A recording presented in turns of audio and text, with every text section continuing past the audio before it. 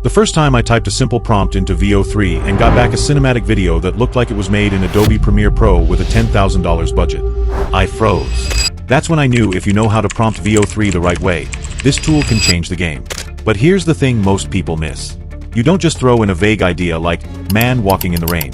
That's how you get garbage output. In this video, I'll show you how to prompt VO3 like a pro. The exact styles, angles, and secrets that actually get you viral-worthy videos. And I'll also reveal the biggest prompt mistake people are making before the end of this video. Google Veo 3 is the latest video generation model by DeepMind. It's not just text to video. It's storytelling to cinema.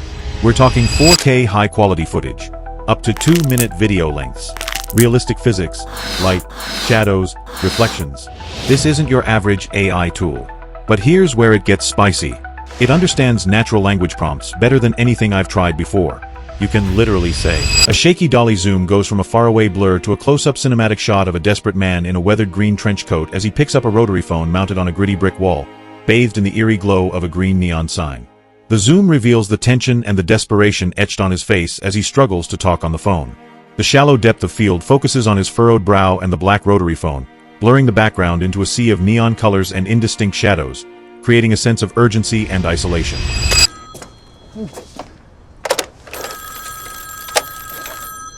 Is anybody out there, please?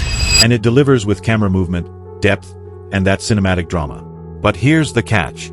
It all depends on how you write your prompts. Here's what most beginners do wrong. They describe the subject, but not the scene. Let me explain. If you type something like, a man sitting on a bench, and what do they get? A man sitting on a bench. But if you say, a lonely man sitting on a park bench at sunset, camera slowly panning, warm glow of light on his face, leaves drifting in the wind. Now you've got emotion, story and movement. That's the key with Veo 3. It doesn't just need what, it needs how. Let me break it down. Here's what you want to include in every Veo 3 prompt. The subject. This shows who or what is in the scene. The setting. Where is it happening? The action or movement. This shows what's going on. The camera work.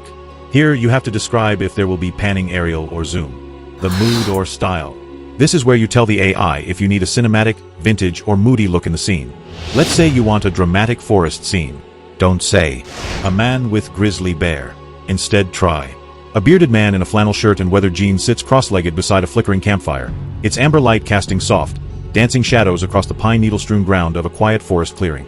Across from him, just beyond the edge of the firelight, stands a massive grizzly bear, calm and still, its fur catching the warm glow, eyes reflecting the flames with eerie intelligence. The two shake hands, like they're old friends.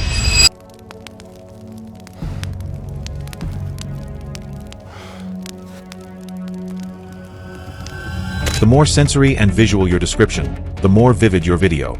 Now here's where the magic happens.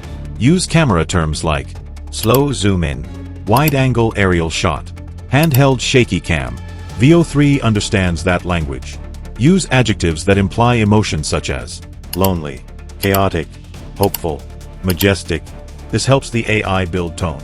Then if you want something fast-paced, say, quick jump cuts, fast tracking shot. Here's a simple formula that works almost every time. Subject, plus, setting, plus, mood, plus, camera movement, plus, details.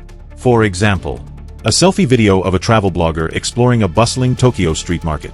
She's wearing a vintage denim jacket and has excitement in her eyes. The afternoon sun creates beautiful shadows between the vendor stalls. She's sampling different street foods while talking, occasionally looking into the camera before turning to point at interesting stalls. The image is slightly grainy, looks very film-like. She speaks in a British accent and says, okay, you have to try this place when you visit Tokyo. The takoyaki here is absolutely incredible, and the vendor just told me it's been in his family for 3 generations. Okay, you have to try this place when you visit Tokyo. The takoyaki here is absolutely incredible, and the vendor just told me it's... That's a killer prompt, and it gets Veo 3 excited to show off. One last tip most people don't know. You can stack multiple scenes into one prompt. Just split them with transitions like, then cuts to, followed by, next scene shows. Example, a close-up of a girl reading a book under a tree, soft breeze moving her hair.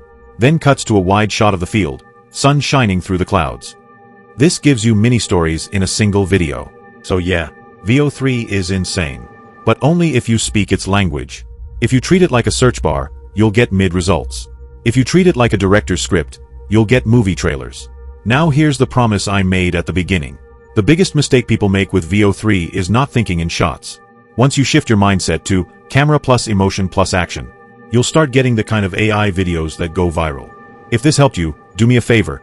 Hit the subscribe button, like this video, maybe a comment on what you'll try generating with Veo.